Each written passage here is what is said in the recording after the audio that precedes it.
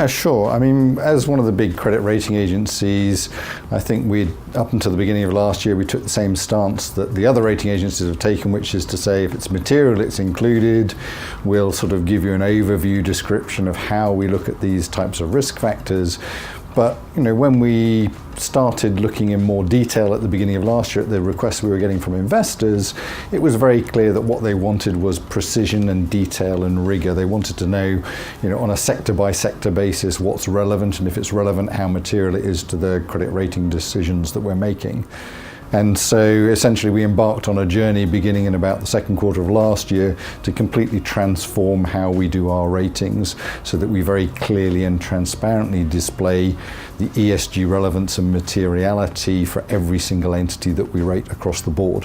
And we're around about midway in doing that. We'll be finished by about June of this year. And by the end of the year, we'll have over 100,000 data points on our entities.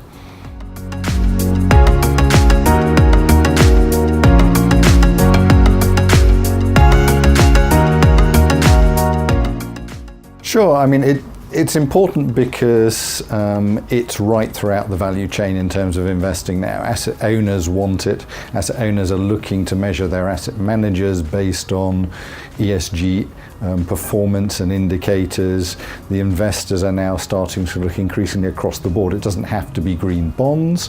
It's across the board in terms of the investments that they're making at what are the ESG influences that they're having by making those investments. So it's something I think that's becoming entrenched in the market, and it's here to stay.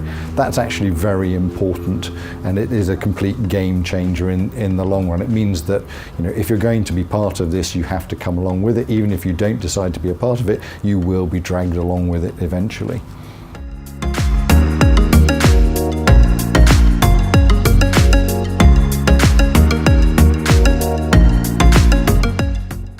I mean, the non-traditional credit ratings part of ESG analysis and risk, so the sort of ESG ratings sphere, is very much a sort of high growth startup style industry at the moment. There are 220 providers of over 320 products, so it's pretty innovative, and it needs to stay that way in order to adapt to the market.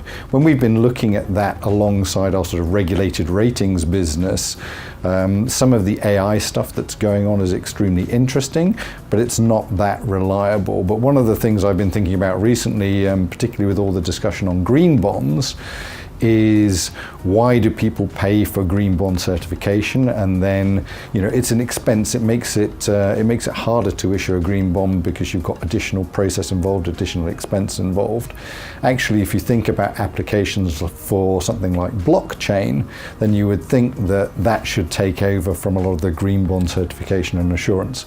If there's clarity over language, if there's clarity over taxonomy and disclosure, then actually if entities know that, then they should be able to just put out their issuance in a blockchain format. The market can see it very visibly, they can track what they're doing.